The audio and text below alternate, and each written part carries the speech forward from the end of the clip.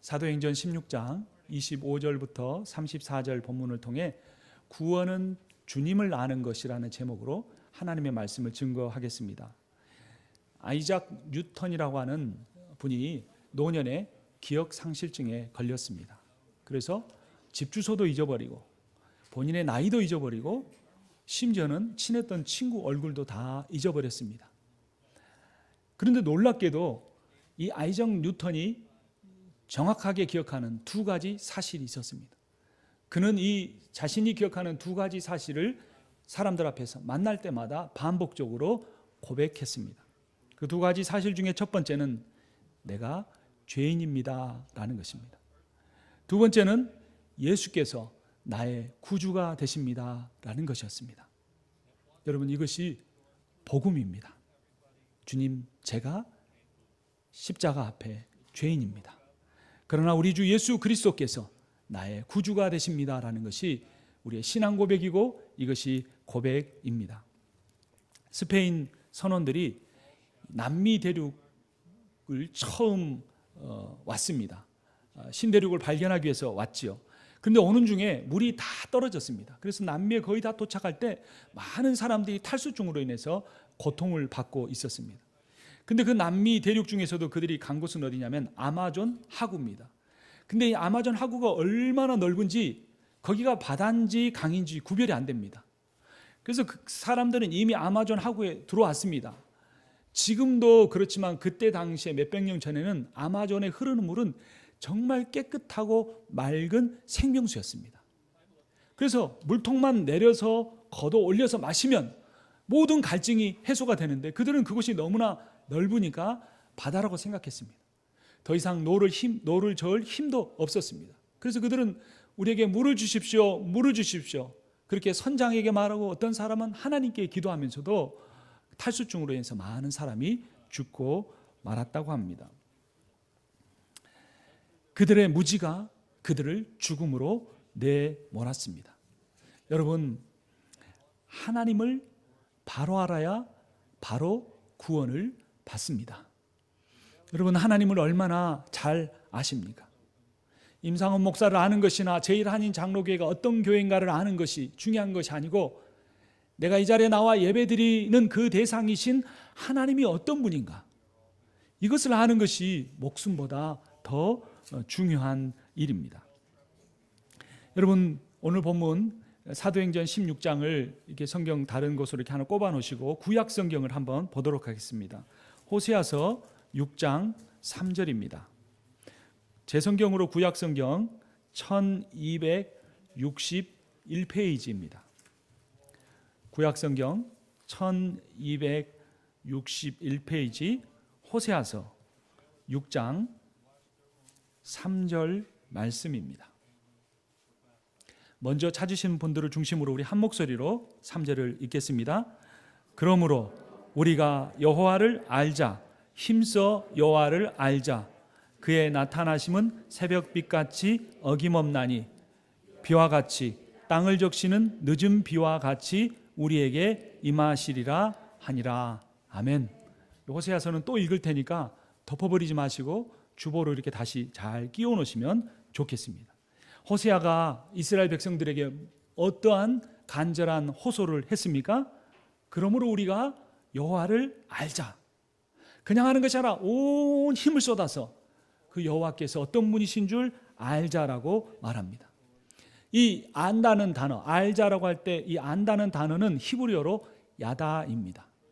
이 야다라는 단어는 우리가 잘 아는 것처럼 지식적으로만 아는 것이 아니라 지식적으로도 알지만 거기서 30cm를 내려와서 가슴으로, 마음으로, 체험적으로 알다라는 그런 의미입니다. 이스라엘 백성들은 하나님을 지식적으로만 알았습니다. 여러분들 배우자를 잘 아십니까? 잘 아시죠? 어떤 분이 제 칭찬을 하면서 아내에게 참 좋은 남편을 만났습니다 그랬어요. 그랬더니 제가 도둑이 제발 재린다고 옆에서 이렇게 말했습니다. 살아봐야 알죠 그랬습니다. 살아봐야 뭘 아는 거죠? 경험하는 것, 체험하는 것. 새끼를 같이 먹고 잠버릇이 어떤지, 생활 습관이 어떤지, 말 습관은 어떤지 24시간 같이 지켜볼 수 있는 배우자가 경험적으로 잘 안다는 겁니다.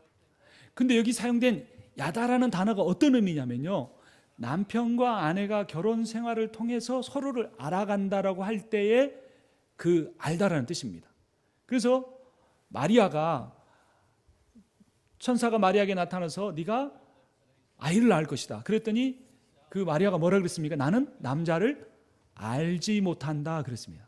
그때 알지 못한다라고 하는 헬라어가 70인경에서 어떤 단어하고 연결되냐면 히브리어 야다하고 똑같은 의미인 겁니다. 그러니까 남자를 알다, 부부 생활을 통해 경험하고 알아가다라고 하는 동일한 단어가 히브리서 6장 1절에서 사용된 것입니다.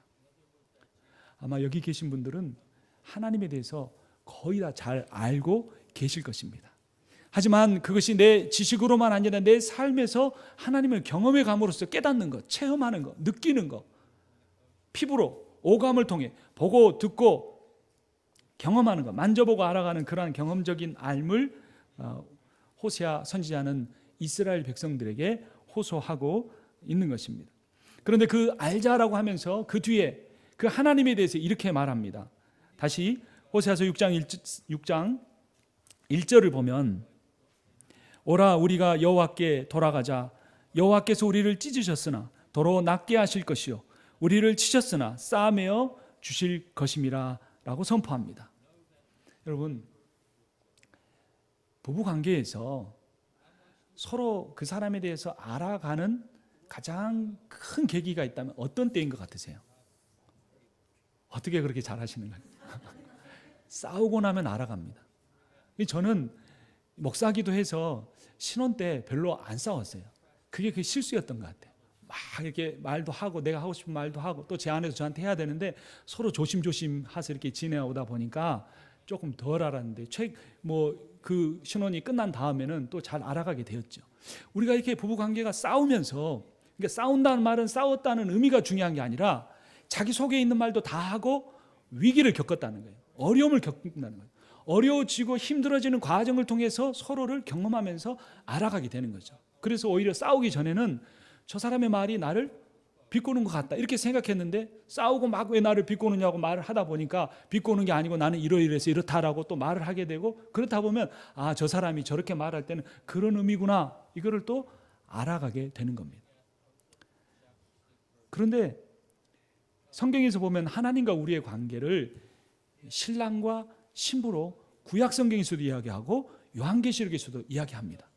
그러니까 하나님과 우리의 관계도 영적인 부부 관계와 같아서 우리가 하나님을 언제 잘 경험하게 되냐면 우리가 위기를 겪을 때, 어떻게 보면 신앙에서 좀 비껴나가서 나갔다가 돌아오려고 하는 그 상황 속에서 하나님을 더 알아가게 된다는 겁니다. 그래서 하나님이 때로는 우리를 이 호세아서 6장 1절이 말하는 것처럼 찢으시는 것 같지만 하나님은 결국 그 과정을 통해 하나님을 더 알아가게 하시고 어떻게 합니까? 도로 낫게 해주십니다. 때로는 우리를 치시는 것 같지만 하나님은 어떻게 하십니까? 우리를 다시 싸매어 주시는 하나님이시라는 겁니다. 그 과정을 반복하면서 하나님이 얼마나 나를 사랑하시는지, 하나님이 나를 얼마나 기다려 주시는지, 하나님이 얼마나 반복적으로 나를 용서해 주시는지, 너에게 잘못한 자를 70번씩 7번이라도 용서하라는 말씀은 사실 우리가 할 수 있는 것이 아닌 겁니다. 그렇게 용서하라는 말의 의미는 너희는 할 수 없지만 나는 너희를 그렇게 용서한다. 지금이라도 회개하고 돌아오면, 지금이라도 어떠한 죄라도 자복하고 주님 앞에 나오면 내가 너희의 죄를 용서하고 싸매어주고 너희들을 치유하여 줄 것이라고 하나님이 약속해 주시는 겁니다. 호세아서 6장 3절 뒷부분에 보면 또 하나님을 어떻게 말합니까? 그의 나타나심은 새벽빛같이 어김없다라고 말합니다. 그분은 신실하십니다. 여러분, 세상에 걱정이 많고 염려가 많지만 혹시 내일 태양이 떠오르지 않을까, 새벽빛이 떠오르지 않을까 걱정해 보신 적이 있습니까? 그 걱정은 없습니다. 하나님이 그렇게 새벽빛같이 우리에게 다시 와주시는 하나님이십니다. 또 그분은 땅을 적시는 늦은 비와 같이 우리에게 임하시는 분입니다. 이스라엘은 이 사막 땅입니다. 이 습기가 하나도, 물기가 없기 때문에 비가 오면 그대로 흘러가 버립니다. 그러니까 비가 유지가 잘 안 되는 거죠. 그런데 이스라엘 백성들이 추수를 하기 위해서는 이른 비가 한번 그래서 오고 다음에 늦은 비가 한번 와야 되는 겁니다. 근데 이 늦은 비는 내리지 않는 경우가 참 많았습니다. 그래서 이스라엘 백성들이 늘 늦은 비가 내려올 때는 하나님 앞에 간절히 기도했습니다. 하나님, 우리에게 늦은 비를 내려주셔서 우리 아이들, 이 많은 아이들 굶지 않게 해주십시오. 왕들은 우리 백성들을 굶지 않게 해주십시오 라고 하나님 앞에 간절히 기도했던 겁니다. 그래서 늦은 비는 추수의 열매를 주는 그 하나님의 은혜를 의미하는 겁니다. 여러분, 우리가 하나님을 알되 우리가 여호와를 힘써 알아야 되는데 그 하나님이 어떤 분이시냐면 우리에게 항상 신실하게 새벽비처럼 찾아와 주시는 하나님이십니다. 그리고 그 하나님이 어떤 분이시냐면 늦은 비와 같이 열매 없어 보이는 내 인생에 아주 귀한 열매를 맺어주시기 위하여 늦은 비와 같이 은혜로 우리에게 와주시는 하나님이십니다. 그런 하나님을 알아갈수록 우리는 세상이 두렵지 않고 우리가 가지고 있는 염려와 걱정이 별로 필요한 것이 아니라는 사실을 깨닫게 됩니다. 오늘 본문인 사도행전 16장을 보면 사도 바울과 실라가 복음을 전하다가 감옥에 갇혔습니다. 그들은 감옥에 갇혀서도 두려워하지 않고 하나님께 기도를 드리고 하나님께 찬양했습니다. 그런데 그때 갑자기 지진이 일어났습니다. 그리고 지진이 이렇게 일어나고 흔들리는데 다른 데는 이상이 없는데 감옥문이 덜컹덜컹 다 열린 겁니다. 그러니까 간수장이 일어나서 놀란 거죠. 그리고 감옥문이 다 열려져 있으니까 죄인들이 다 도망갔다고 생각했습니다. 그래서 그는 칼을 빼어서 그 위에 자결하려고 했습니다. 이 로마법에 의하면 간수가 자기가 담당하는 죄수를 놓치면 그 사람은 사형 언도를 받게 되어 있습니다. 그래서 그런 모든 과정이 두려워서 그는 그 즉시 칼을 빼어 자결하려고 한 것입니다. 근데 그때 바울이 크게 소리 질러 이르되 내 몸을 상하게 하지 말라, 우리가 다 여기 있노라 라고 크게 외쳤습니다. 그러니까 이 간수장은 정말 놀랐죠. 처음에 놀랐던 것은 무엇입니까? 지진이 일어난 게 놀랐습니다. 두 번째는 뭘 놀랐습니까? 감옥문이 다 열리고 죄수들이 도망가 버렸다고 생각할 때 놀랐습니다. 세 번째 제일 놀랐습니다. 하나님의 아들이 예수 그리스도였다고 하더라. 예수란 그 사람이 십자가에 못 박혀 죽었는데 다시 살아났다고 하더라. 그가 자기 제자들 다 모아놓고 천국 복음을 전하고 다시 하나님께로 돌아갔다고 하더라. 그 사실을 전하다가 감옥에 갇혀있는 저 사람, 그 사람이 자기에게 와서 도망가지 않고 크게 소리질러 혹시나 자기가 죽을까 봐 내 몸을 상하게 하지 말라, 우리가 다 여기 있노라 라고 외칠 때 그는 더 크게 놀랐습니다. 그때 그가 보인 반응이 무엇입니까? 우리 사도행전 16장 29절 30절 함께 읽겠습니다. 간수가 등불을 달라고 하며 뛰어들어가 무서워 떨며 바울과 실라 앞에 엎드리고 그들을 데리고 나가 이르되 선생들이여 내가 어떻게 하여야 구원을 받으리까 하거늘. 그는 그 세 번의 놀라는 과정을 통해 자신이 구원이 필요한 죄인이라는 사실을 깨달았습니다. 그리고 자기가 이제까지 알고 있었던 하나님과 바울과 실라가 전한 하나님이 너무나 다르다는 사실, 그래서 자기가 하나님에 대해서 너무나 몰랐고 무지하는 사람이라는 것을 깨달았습니다. 그래서 그가 자기가 죄인이고 구원이 필요하다는 사실을 깨닫고 바울 앞에 꿇어 엎드렸던 것입니다. 그런데 이런 동일한 반응을 보였던 사람이 있습니다. 시몬 베드로가 밤이 새도록 고기를 한 마리도 잡지 못했습니다. 그래서 예수님이 찾아오셔서 너의 배를 나에게 강대상으로 빌려달라 그랬습니다. 새벽에 지치고 피곤하고 물고기도 한 마리 잡지 못했는데 그러나 그는 예수님에게 순종했습니다. 예수님이 말씀을 다 전하셨습니다. 그리고 베드로에게 또 한 번 말했습니다. 네 고깃배를 가지고 깊은 데로 가서 그물 던져라. 그 그물을 다 손질했습니다. 그런데 이 목수 출신인 예수님이, 아무것도 모르는 예수님이 하신 말을 믿기는 너무나 어려웠습니다. 상식적으로만 생각해도 새벽은 가장 추운 때이기 때문에 깊은 곳에 고기가 있지 않습니다. 얕은 곳에만 고기가 있는데 거기도 고기가 없는데 깊은 곳으로 가서 그물을 던지라는 것은 정말 앞뒤가 맞지 않는 말이었습니다. 그러나 베드로는 순종했습니다. 그가 순종할 때 그물이 찢어지도록 배가 가라앉을 정도로 많은 고기를 잡았습니다. 그때 베드로는 하나님 앞에 감사의 기도를 드리기 전에 예수님 앞에 엎드려서 나는 죄인입니다, 나를 떠나소서라고 간절하게 외쳤습니다. 그 말의 의미는 무엇일까요?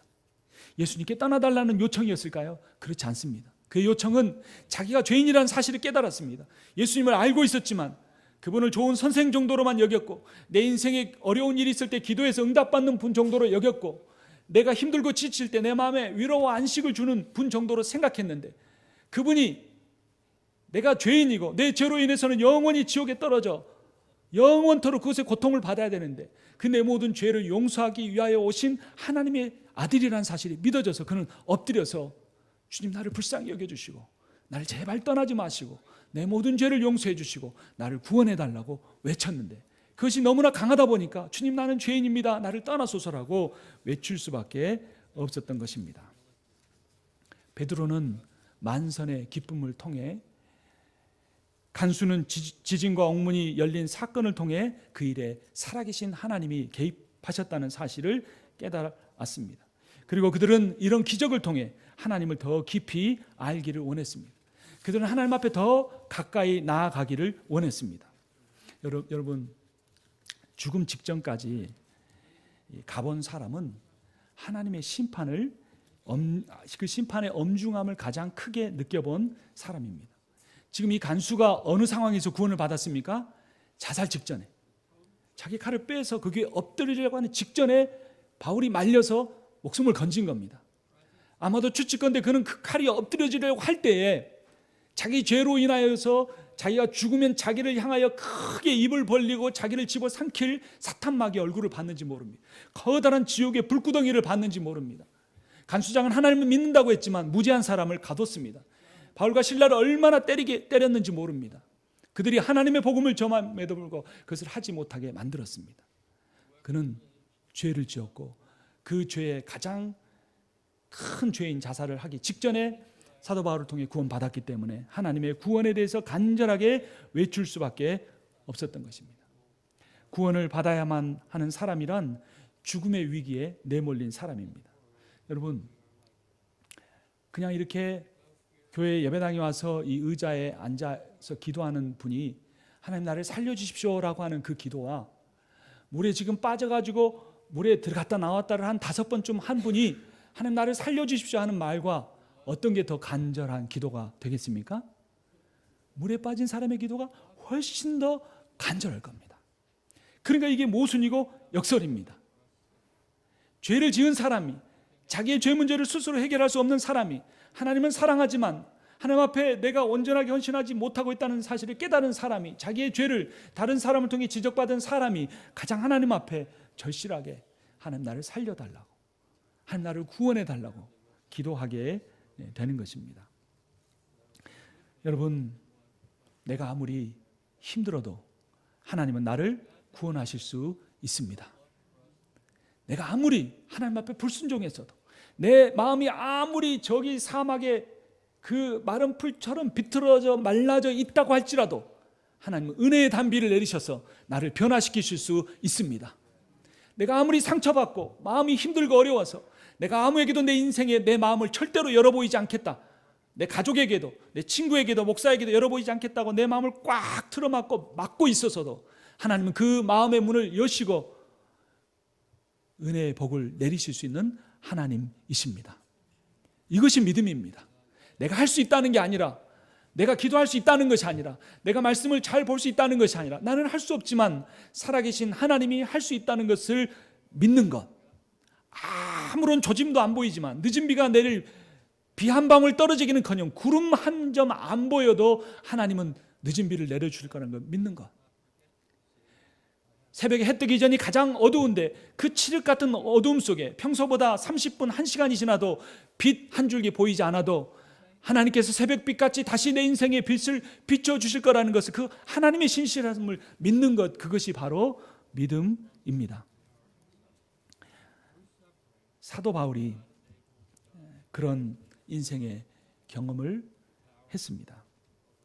그래서 그는 그렇게 악하고 어리석고 잔혹하게 하나님의 일을 했던 자신을 다메섹 도상에서 만나주시고 체험하게 하시고 불러주신 그 은혜가 너무나 감격해서 자신의 온 인생을 들여서 복음을 전하고 감옥에 들어가서도 그렇게 두드려 맞고 피가 나고 착고에 채워져 있는데도 기도하고 하나님을 찬양할 때 그 감옥문이 열리고 그 감옥문이 열려서 잘됐다 하고 도망가는 것이 아니라 죄 없는 자기를 핍박하고 죽이려 했던 그 간수장에게 복음을 전하는 그 놀라운 역사가 일어나게 된 것입니다.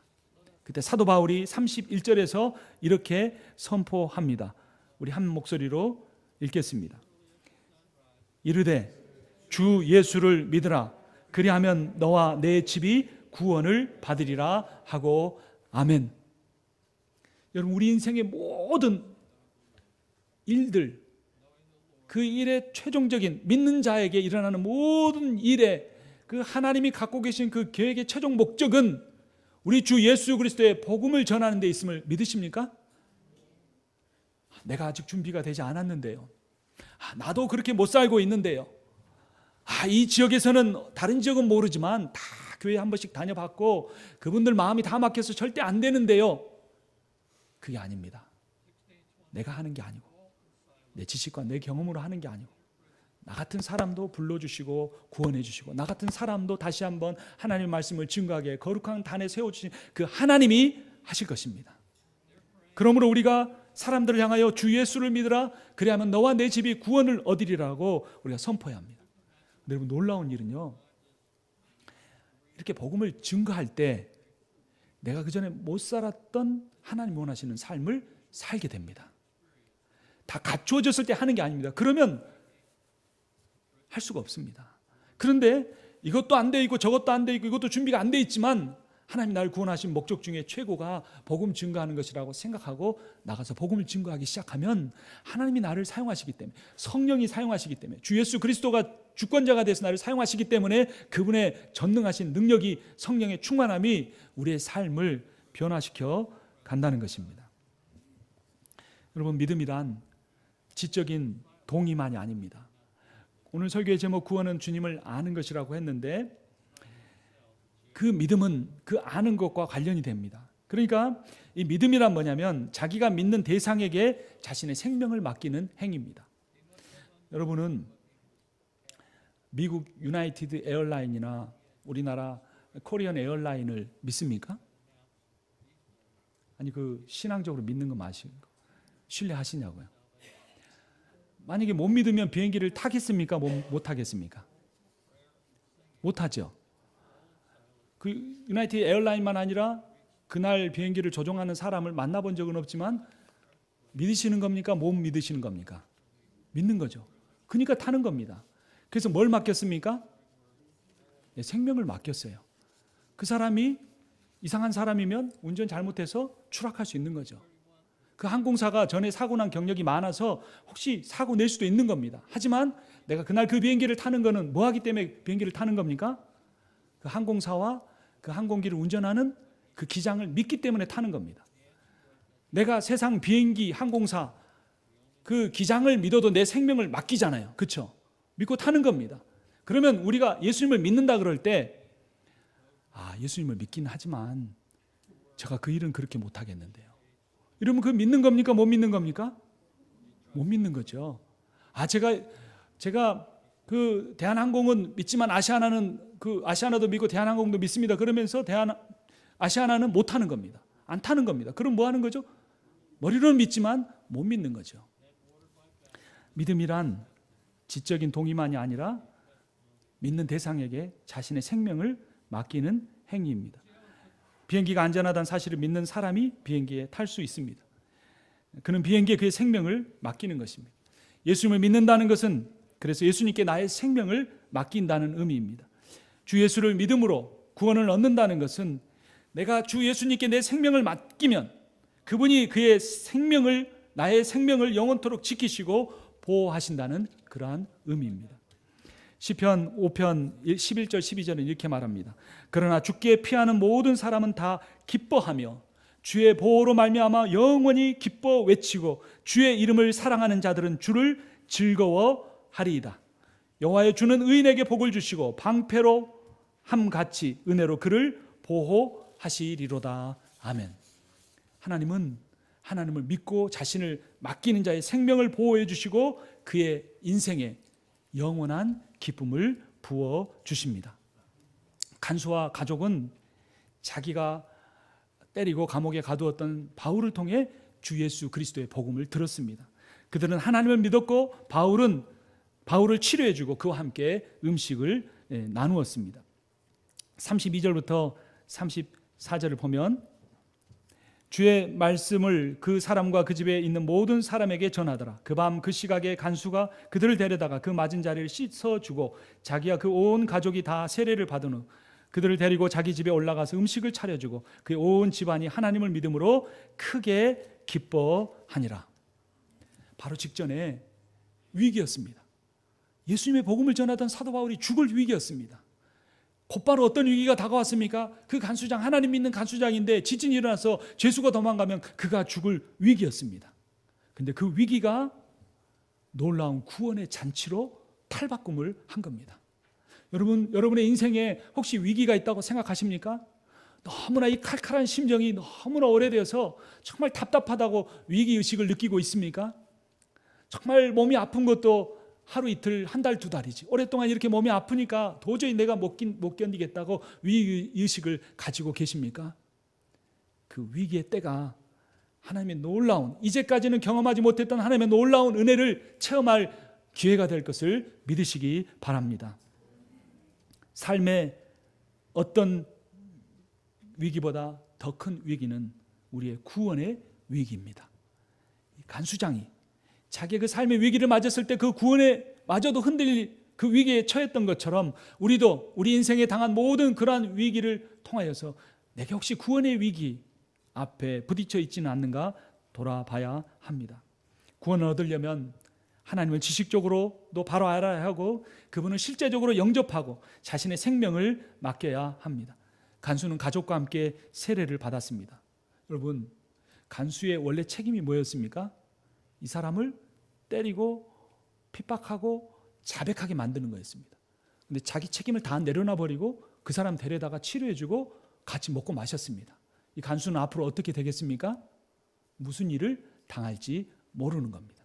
감옥문 열리게 했고 그 죄수까지 데려다가 치료하고 그에게 세례를 받았기 때문에 그는 죽을 수도 있는 겁니다. 하지만 그는 생명의 위기를 통하여 그 구원의 위기를 극복하고 주 예수 그리스도를 통한 영원한 구원의 기쁨을 누렸기 때문에 그것이 더 이상 두렵지 않게 되었던 겁니다.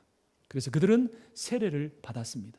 세례란 옛사람이 죽고 새 사람이 사는 겁니다. 여러분 혹시 여러분들의 가정에, 여러분들의 자녀에게, 여러분들 주위에 있는 분들에게, 자기 자신에게 어떤 큰 위기가 닥쳐 있다고 생각하십니까? 그러면 하나님이 주신 은혜의 기회임을 믿으시기 바랍니다. 그때 우리가 이제까지 해왔던 습관대로 살아왔던 옛 자아를 내려놓고 하나님 앞에 나와서 기도하기 시작할 때 하나님이 놀라운 은혜를 폭포수와 같이 우리에게 반드시 부어 주실 것입니다. 우리 주님께서 이번 특별 새벽 기도를 우리에게 허락하셨습니다. 그 새벽 기도를 통하여서 내가 이제까지 한 번도 그런 새벽에 나와서 해본 경험이 없다고 할지라도 오늘 말씀을 통해 우리가 한번 결단해 보기를 원합니다. 적어도 우리 구역이 속한 날만큼은 나와서 tuk성도 하고 하나님 앞에 한번 소리내서 기도하겠습니다라고 결단하기를 원합니다. 그러면 다른 분들이 특별히 그 구역원들을 위해서 우리가 축복 기도해 주기를 원합니다. 여러분, 내가 혼자 기도할 때 안 이루어졌던 일들이 함께 한 성도가 함께 그들을 붙잡고 기도할 때 하나님이 반드시 응답하실 것입니다. 영적인 구원의 문제만 아니라 우리 육신의 질병의 문제, 가난의 문제, 또 인간관계의 문제든 비즈니스의 문제거든 하나님께서 기도하는 무리를 통하여 반드시 우리의 인생에, 우리의 삶에 응답하여 주실 것입니다. 그런 기도와 하나님이 주는 그 축복의 은혜를 받으시는 여러분과 제가 되기를 주님의 이름으로 축원합니다.